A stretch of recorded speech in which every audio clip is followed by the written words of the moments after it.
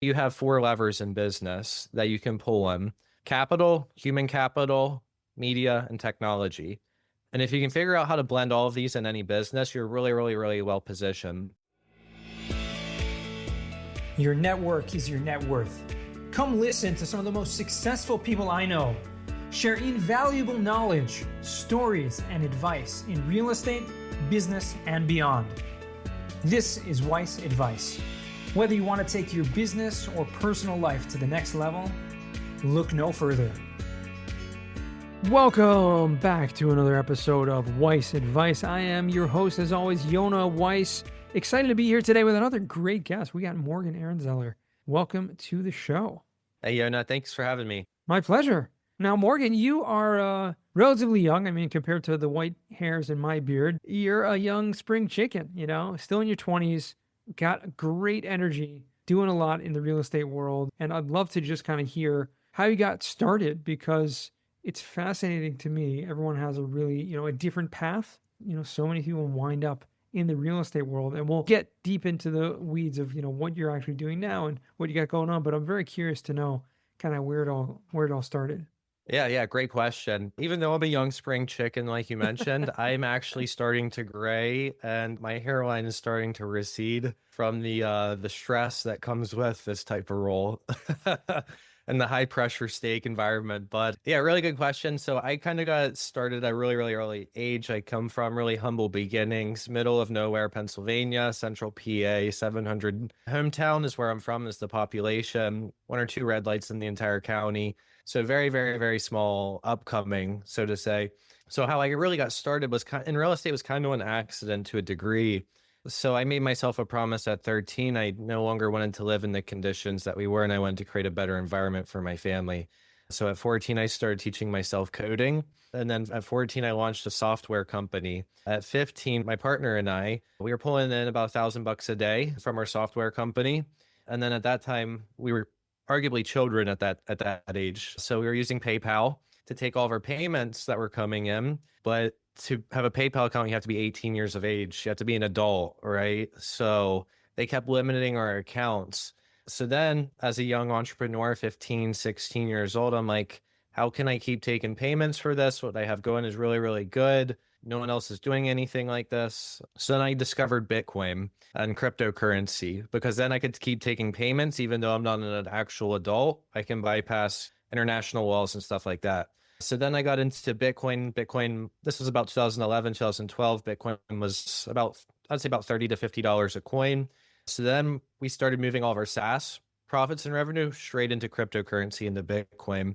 So kind of got lucky there as well to a degree. So made a bitload of money with that, and then set up some cryptocurrency mining farms as well as a teenager. So I had mining farms as well, where I would build the PCs and I would build, bring the GFX cards, the GeoForces and all of that. And then at 17, I realized I had a pile of money and I didn't know what to do with it. And my parents didn't have money. So I was like, I don't want to take their advice with it, because you want to drive a Ferrari, you're going to take advice from someone who drives a Ferrari or someone who drives a Toyota. So I realized every rich or wealthy person I knew at that time frame to a degree was involved in real estate. So I said, okay, I'm going to learn this real estate game out. If I, taught myself coding at 14 years old, figured all this out, got a software company, go up and going at 15, 16, I can figure out real estate. So I bought my first duplex when I was 17 with creative finance with $5,000 down. And that was my journey into real estate. That was my first journey. But also I think another really pivotal part was that helps me tremendously, and why I was so confident to a degree. My dad was a third generation carpenter. So ever since I could walk, I had the pleasure of holding the flashlight. So my entire upcoming, I was, on job sites at 10 or 11 years old. I was up on a roof, re-roofing a cabin in New York. Yeah, at 11, I actually fell off a roof, redoing a roof with him in New York one time. So, having that instilled hard work ethic as well. And, that fundamental knowledge of knowing buildings from the inside out, rather than, most people, you can underwrite it, but you only know it from the outside in, not the inside out. When you know it from the inside out, it's a totally different ballgame. Right. But yeah, that was my first journey into real estate, my first purchase, and how I got there. It's amazing. So that duplex was a rental property, Still 17, still in high school, presumably. Incredible how you're able to accomplish so much at such a young age. I mean, most people at that age are, just playing around, really not focused on the bigger picture in life whatsoever. But, you're talking about starting a software company, right? Mining Bitcoin, getting in cryptocurrency when it was still very new and very fresh. And I'm curious just on that angle. We'll get back to the real estate in a second, but on that angle, we're talking about back in, I guess you said 2015, 2016, 17, that era where Bitcoin was surging at that point. I mean, relatively speaking to now, I mean, I think back, in 2017, it was probably somewhere around like 10,000 or something, 15,000. Big spike right at the end of 2017. And so you were probably in a very good position at that point. I mean, how long did you keep that going? And do you still have, you still feel that's a strong investment? Have you kept your holdings? Have you cashed out? Like, well, I'm curious to know what you've done with that. Yeah, really good question. So like I said, I didn't come from money. I came from probably a 50,000 a year household income. So when I started college at 17, my parents didn't have money to put me in college. So, I've been basically financially independent since I was 14, 15 years old.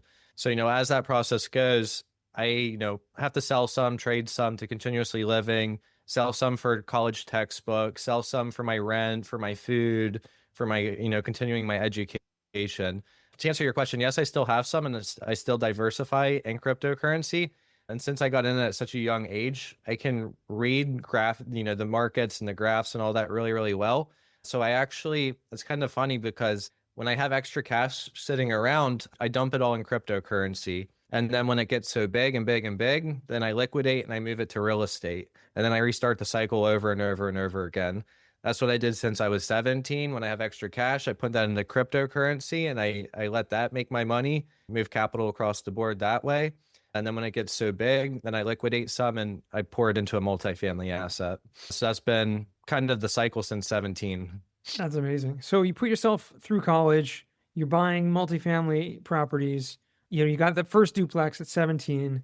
How did it scale from there? And I know at this point you're, several hundred units that you personally own and manage. So at what point did you say, hey, this is really something I want to spend a lot more time doing? I mean, were you still at the software company? Were you still doing other things? Or did you, at what point did you say, hey, I want to focus full time on real estate at this point? Yeah, so I sold the software company right before I went to college. So I sold that. Looking back, I probably shouldn't have. Water under the bridge. But I sold that. And then what really clicked with me with real estate was I graduated college in 2020. COVID was just happening. I went to a foreclosure auction. Now in college, I was doing anything I could to make money, flipping cars. I'd pick up dogs for free and flip dogs, sell dogs to make extra money. Anything you could think of legally to make money, I was doing because I knew I had the duplex. And I knew, now granted in college, I wasn't really doing much with the duplex because I was partying, drinking, all that type of stuff that comes with college. But I knew in the back of my head as soon as I graduated college. So during college, I was educating. But I knew as soon as I graduated college and when I had my fun, I would just start executing on all the education. So my last semester of college, COVID just happened, 2020. I went to a foreclosure auction in my college hometown, or my college town, Bloomsburg, Pennsylvania. And I was the only person that bid on a house there, a single family, and I got it for 10 grand. So I got that for 10 grand. And then I know construction, put about 17K of renovation into it, sweat equity, all of that. It's 22, 23 years old. It took me about 3-4 weeks to do that. And then afterwards, it was worth 126. So then that hit me. I was like, okay, I'm 22, 23 years old. I just picked up 100 grand roughly of equity in 3-4 weeks. I don't come from money. I don't have a degree from Yale or Princeton or Columbia or Harvard. So that's when it clicked with me with where I'm at in my position, with how old I am, where I come from. No other job is going to do this for me with where I'm at in my life. So that was the one that clicked. And I was like, I need to take this. I need to run with it and I need to scale it. So you scaled, started doing fix and flips at that point? Yes. So I did about 30. So after that, I bought roughly another 10 houses, single families, foreclosures, Facebooks, Craigslist, extremely undervalued, forced appreciation plays. So I did that for another 10 houses, the first year out of college. And that was all my own money. That was from, software company, cryptocurrency, flipping stuff in college, all of that. So after about 10 houses, the money started to die. So then I was like, okay, I have the track record now. All these past 10 houses, I've made over six figures in. They're 200 to 600% returns based on how I structured the capital stacks. Getting in it for 60, putting 40 into it, it's worth 250 after. So a lot of that type of play, creative finance, 5, 10K down, which leads me into right when I graduated college, I was trying to refinance that first property. Banks kept shutting me down. Morgan, you don't have 3 years tax returns. You don't have 3 years jobs history. You're fresh out of college. We're not giving you money to go play Monopoly. You're a child. Like, no. So after about getting shut down probably 400 to 500 times through different institutions, banks, credit unions, everything you could think of, then I was like, all right, screw traditional banks. They suck. I will never use a traditional bank again. I'm only going creative finance. So that was a really pivotal part, I would say, is even to this day, in the 648 units I own, I've never used a bank to acquire a property. Not one. Wow. I've used them to refinance and stuff like that, but on the acquisition side, never used a bank or a credit union or anything like that. So I would say that's another really pivotal part that helped me get to where I'm at, because I don't use banks. I refuse to use banks as well too. And then so did 10 with my own money, got the track record, proving it out. My college friends were seeing it. They're like, oh, holy hell, Morgan, I don't want 5-6% in the S&P 500. Let me give you some money. So then I would find the deal. I would do everything, A to Z, construction, everything. And then we would refinance, give them their return of capital, and we would split the profits.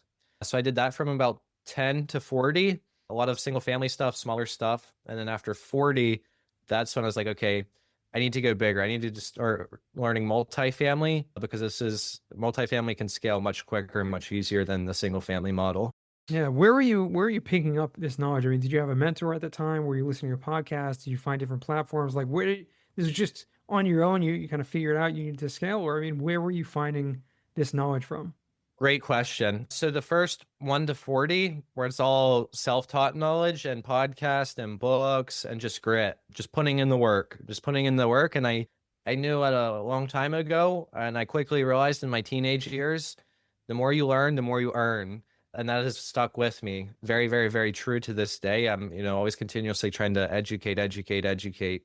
So that was, something that still sticks with me even as a teenager. The more you learn, the more you earn. And it correlates with one another. But no, I didn't have a mentor or anything like that for the first 1 to 40. And then after about 40 units, I was maybe 24, 25. At that point, I actually, because the banks were shutting me down so much, I went and I got a job, a job, with my college degrees. Crazy, right? Just spent 4 or 5 years in college. So I went and got a job at a market intelligence firm. And one of my clients, his family friends funded Facebook for 300 million when it first launched. And we're talking about taxes. I was like, oh, Darren, do you own real estate to help lower your taxes from your SaaS company? So, oh yeah, I own a 16 unit here in California. We got to, talk and shop. He's like, Morgan, you're young. He's like, you're 24, 25, you have 40 units. Tell me your story. How did you get there? I told him. And then he sits me down. He goes, Morgan, listen, you don't belong here. You have characteristics. You can change this world. You can make an impact in this world. You do not belong at this W-2 job. You need to leave here. He goes, you need to go. He goes, you need to make projections. You need to look into a fund model, raise a bunch of money, all of that. He goes, I can introduce you to people. He goes, but you do not belong here. He goes, you belong running the show, not working in the show. So then that really hit me. After work, I was like, the gears start turning. And I'm like, this guy where he's at in his position believes in me, a young kid. And I was like, you know what? This guy's right. I don't belong here. Everything I've done, I do not belong here. I do not belong in a W-2 environment. So then at that point, after the 40, that's when I started digging into funds, syndications, and stuff like that. And then at that point, I went to learn multifamily, and I knew there's 2 ways you can get to where you want to go. One, you can work your way there, which is going to take time, a lot of time. You're going to fall, you're going to scrape your elbows, scrape your knees, get back up, get beat up along the way. Or 2, you can pay your way there. You can pay your way to someone who's already been there, been in those footsteps. And at that time, time's worth more to me than money. I don't care about money. I care about my time. So then at that point is when I started buying into groups, people who are already been down the travel, who have been down the road, to educate me, to speed me up, to, buy back 10, 15, 20 years of my life of learning that on my own. So you had some mentorship programs and things like that. Yeah. So that's when I started buying into, more communities, mentorship, stuff like that, as well too, as after I hit about 40 units, because there's only about so much information you can get for free online. That's true. There is a limit to that, but you're absolutely right. Getting the knowledge and education, apprenticing someone who's done it before really takes you many steps further. So, I mean, I can't help but notice anyone who's watching the video, well, not live, but the recording, you see these Monopoly type posters on the back, behind you. Obviously sounds like that's had an influence on you. The iconic, Monopoly idea of just playing the game, right? Keep going around the board and picking up properties as much as you can. Yep, absolutely. I love the game. That's awesome. And you actually transitioned now, instead of being, not necessarily instead of, but from being the mentee to being a mentor yourself, meaning you're paying it forward, giving it back. I know I was recently a guest on a group mastermind that you put together, right? The closers table, where you bring people together to kind of learn real estate. And what's that about? What's the goal within that group? Great question. So I realized about 3 years ago, the biggest people out there, they give a tremendous amount. They give in more than anyone can even fathom or think about. They've given more and done more for people than you can think or imagine. I'm a firm believer, the more you give, the more that boomerangs and comes back. I'm a firm believer in the more you give, the more you get back.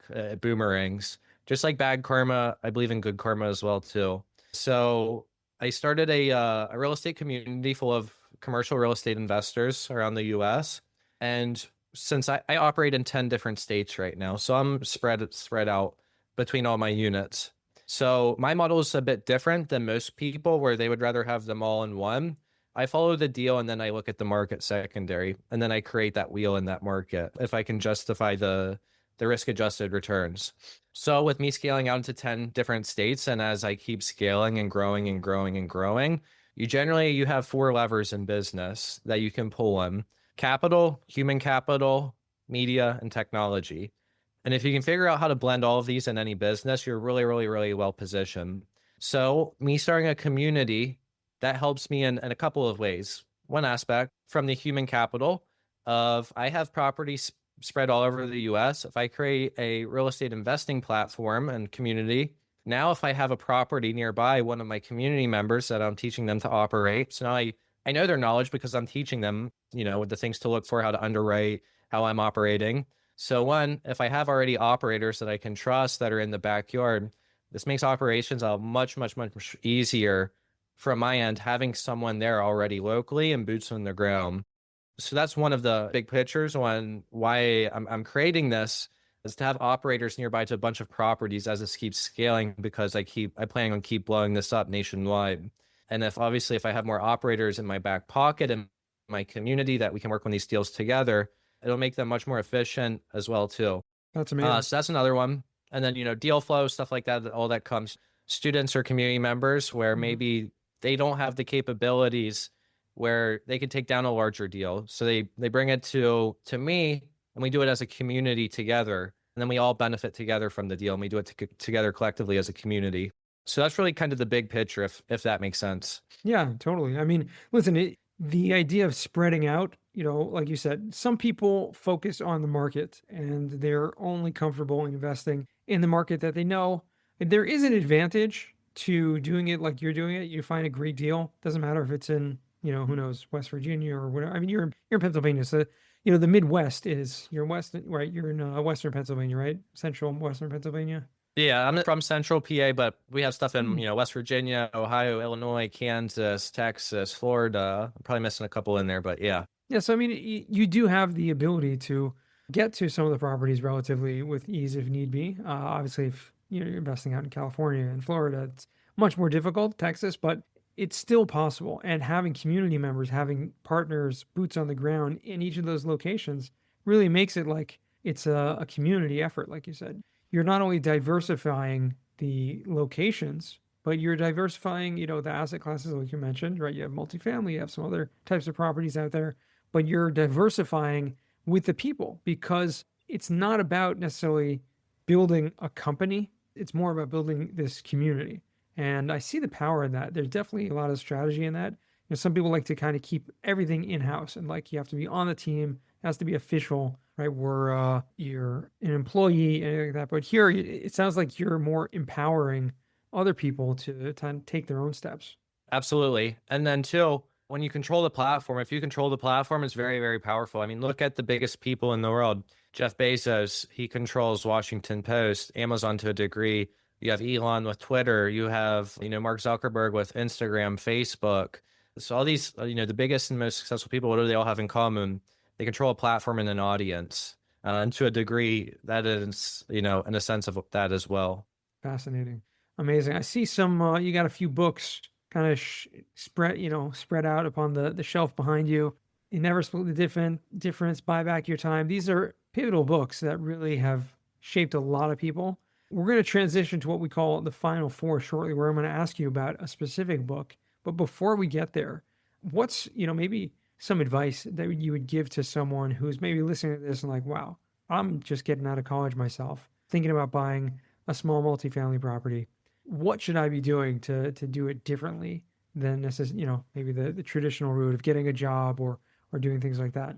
Really good question. I would say one, entrepreneurship is not built for everyone. So you do have to realize that it takes a special type of person to be able to handle the stress and the pressure that comes with it. So realizing if you have that personality that can actually handle it and can perform under high pressure environments, I think is a really big, thing to realize within oneself where you fit in the spectrum.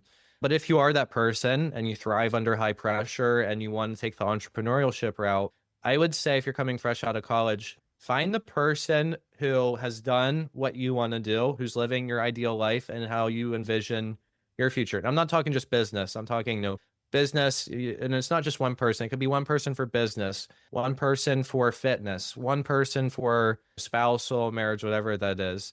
But get around those people who are living your ideal life, because that's what really, when I started to blow up, is you can only love your hometown friends so much that just sit around and play video games. You're the average of the 5 people that you spend the most time with. Do you like it or not? That it's true. It's 100% true. So if you hang out with, the 5 people you spend the most time with are all losers and deadbeats, you're probably going to become one. Or if you hang out with 5 people who are real estate investors, stacking multifamily, RV parks, stuff like that, that's going to wear off on you and you're going to become one. So what I would say is get around the people who are living, your ideal life and what you want out of your life and doing the things that you want to do. Get around them. And if you can, work for free for them. Work for free. I know a lot of people aren't willing to do that, but the education that you pick up in this, you can take that education and then you can go off later and execute on that education. That education is going to make you a hell of a lot more money than 15 or 20 or 25 or $30 an hour. I can promise you that. If it's a very, very high level and sophisticated person and organization you're working within, the education aspect is going to be worth so much more money if you just take that and execute at a later date. And 2, when you serve the table enough to someone and they see that you're putting your best foot forth effort into it, people are generally, I am anyway, if someone helps me get to where I'm at, especially in the struggle or the build out phase or the growth phase, I remember that. I remember the people that were in the trenches with me. I remember the people that weren't, bitching and complaining about the work. I remember that. So, when there's going to be a handout at some point, who do you think I'm giving that handout to?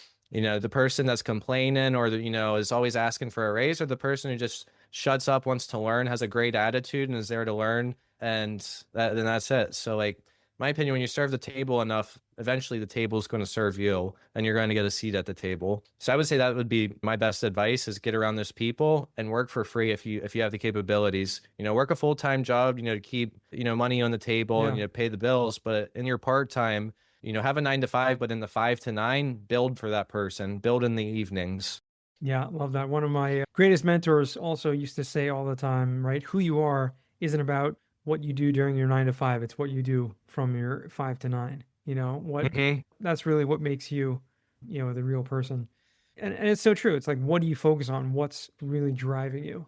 And amazing. I'm curious, coming from a small town, like you said, what's been the reaction of people, whether it be your family or friends from back home that see you kind of scaling this real estate business, owning hundreds, tons of properties all over the country. Are you getting like mixed reactions? I'm kind of curious. Do you still keep in touch with people from back home? Absolutely. I'm not one, when you blow up and you make it, you forget everyone behind. That's not me. My family, obviously they're very, very proud. My dad tells me often, Morgan, I'm not proud of for, what you have or what you did. I'm proud for who you are. You're still the same person than when you had nothing. You're still the same type of person. You didn't change. You didn't change when you got money or when you had everything. You still have the value in you. So my family, that's the most important thing. They don't care about what I have or what I've done. They care about the person I am. As far as other people, yes, there's no one in the county or surrounding counties that have done or relatively even close to have been doing what I'm doing right now. So a lot of them are, message me like, what you're doing is so incredibly awesome and grateful. Keep making the county proud. What you're doing is amazing. You're making the world a better place for people, better housing, providing jobs. I try to spend money in the local economy from where I'm from as well too, to help those businesses as well too, and keep money flowing from my small hometown. And as this keeps blowing up, that's something I want to do is give back to that and help set up like entrepreneurship, almost like boot camps or some type of education or events and stuff like that, because I didn't have that. It's, I want to be able to teach everyone where I'm from. There's a different path. There's another path as well. You may not know it, but there is another path as well. So that answered your question to a degree. Yeah, for sure. Everyone has a different path, but it's amazing that you're, still in touch, still connected with the hometown, and it's amazing to see someone coming from such a small world, like you said, from humble beginnings, being so successful at such a young age. I'm inspired. I hope a lot of the people on are listening to this have become inspired, and I'd love to give people the opportunity to reach out to you as well shortly. But before we do that, let's jump to what I like to call the final four. These are 4 questions I ask all my guests. First one is, what is the worst job that you ever had? So I had a few. I've had all the jobs that every other average person probably grew up. I've had the jobs where, like I mentioned before, I was up on a roof at 10, 11 years old. I've had jobs where I was helping my dad's friends as a young teenager. I don't even know if I was a teenager yet, helping them redo their roofs. I was doing it for free. So, I mean, at that age, like you're doing backbreaking work, carrying 100-pound slabs of shingles across a roof during the summer. I mean, that's just the goodness out of the heart, so to say. But there's other ones where, it's probably 10, 11, where I would be scraping chicken shit out of a chicken house for $5 an hour. I've had those types of jobs. I've had, when I was 16, I tried to get a job at a local Wise, which is a grocery store. I don't know if you have them in the Midwest. It's almost like Giant, but it's called Wise. So I was a cashier for $7.25 an hour. I scrubbed toilets. I stocked groceries. I delivered pizza for $7.25 an hour. So, I mean, I had average jobs, Right. just like everyone else did growing up. Yeah. I mean, it sounds like you were, doing a lot from, we're talking about flipping couches and all kinds of stuff like that, flipping cars, whatever it was that you were trying to just scrape by and make money. I mean, it sounds like you had a lot of money from the crypto and from the investments, but at the same time, like many entrepreneurs, you just can't stop. Like you have to be doing something. But it's that, and I don't want to go back to where we came from. I don't want to go broke like that again. So it's like there's always that burning fire in me, even though we're good now. But yeah. I definitely understand that. Second question, what's a book you've read that's given you a paradigm shift? And I guess in what sense? Business, real estate, anything specific, Anything. or No. These are open-ended questions. You can take them however you want. I would say buy back your time is a really, really good one. Especially when you come to when an entrepreneur comes to that pivotal shift of, okay, what is worth more, my time or my money? Because there is a degree that everyone gets to that point at some point of how much your time is worth. So I think that's a really good one, because I see people, spending time on the wrong things as well, were low dollar per hour tasks. So I really like that book to a degree. Another one that is right behind me, Multifamily Millions by David Lindahl. That was the book that got me from flipping single families into multifamilies. So that was a really, really good book. If you're trying to scale out of, the small stuff and get into big stuff, that was the one that really opened my eyes and was like, wow, this looks a lot more scalable and a lot more easier to a degree than what I'm doing now. So I'd say those two are really, really good books as far as, pivotal shifts in the, where you're at. Absolutely. Yeah. Awesome books. Highly recommend all of them for sure. Third question, what is a skill or talent that you would like to learn?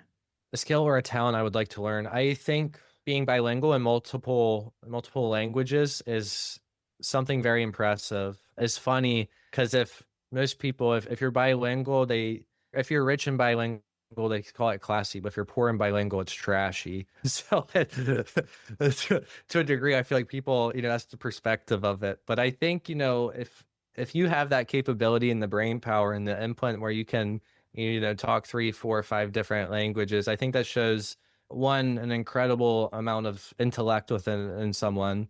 So I think that it's really fascinating when you come across people who can manage all that type of complexity within the brain. So I wouldn't mind more learning that stuff. I know it's kind of off topic, but that's one thing that's always fascinated me with human beings. For sure. Yeah. And learning a new language is very fascinating and highly recommend it if you have the opportunity, especially if you want to like travel or visit certain places. Learning the language and getting it firsthand is definitely the way to go. And it's surprisingly, or maybe not surprisingly, it's one of the most common answers to this question that we get on the show is learning a new language. Because really, yeah, it is something that really does it, works the brain in a different way and, just opens up opportunities, I think. So yeah, go for it. That's interesting. Yeah. I wasn't expecting that. Yeah. It's either learning a new language or learning to play an instrument. Those are probably the two most common answers we get in some form or another. Some of them are more specific than others, but in those two general categories, I'd say more than 60% of the answers are those. But yeah, great answer. Fourth and final question, Morgan, what does success mean to you? Success means to me doing what you love, how you do it, and the people you love doing it with. If you can hit all of those three things and absolutely love every aspect of, what you're doing, I think that's, the true meaning of success. Not a dollar figure attached to it or a numeratical figure. It's as long as you're feeling fulfilled as a human being. And I think when humans stop having meaningful work or being fulfilled in what they're doing. And I think after, when that starts to phase out, I mean, I see it when people, they retire, they don't feel fulfilled anymore. They almost feel like their life is, I don't want to say meaningless, but to a degree. And then you start to see them go into depression and all that stuff. So to answer your question, I would say, doing what you love, doing it with people you love doing it with, and how you do it is really the ultimate formula for success for me. Yeah. I mean, that's very powerful. It's so true. I mean, like a lot of people saying, it is a little bit cliche, if you love what you do, you'll never work a day in your life. But that truly is success, to have the ability to do what you want, with who you want, when you want. Classic answer, but you're still young. Keep doing what you're doing. Keep loving what you do and doing what you love. And I think you will find real success, continued success in doing that, building on what you've already accomplished thus far, which again is very impressive. And I wish you much continued success in that regard. Morgan, it's really been a pleasure today hanging out and learning more about your story. Yeah, thank you for having me. It was a pleasure being on here. And before we go, where can our listeners find you or reach out to you if they want? Yes, so I'm pretty active on social media, Instagram, Morgan Ehrenzeller. I'm on LinkedIn, just Morgan Ehrenzeller, Twitter, Threads, all of that, TikTok, YouTube. It's just my first and last name. So I post a lot of stuff there, educational stuff, things we're doing, things that are working really well. So yeah, if anyone has any questions or if I can help them in any degree, definitely reach out. Sounds good. We'll make sure to put all that in the show notes, and this has been a lot of fun. So until next time, remember, the best advice comes only when you ask. Real quick, I have one question for you. Did you like this episode? If you did, I want to ask you a huge favor. See, the biggest thing that helps this podcast grow and that will spread this message to the whole world is that if you leave a review, a rating, and subscribe to the podcast. What that does is it basically tells the platforms that this podcast is out on is that you like my stuff and I'm doing something right. So take a few seconds out of your day, hit that subscribe button, leave a rating or review. I would be extremely grateful. Also, I want to hear from you guys. So I want to hear some feedback. If you have any questions for future episodes, please find me on LinkedIn send me a DM, a connection request, Yona Weiss, and I'd love to hear from you.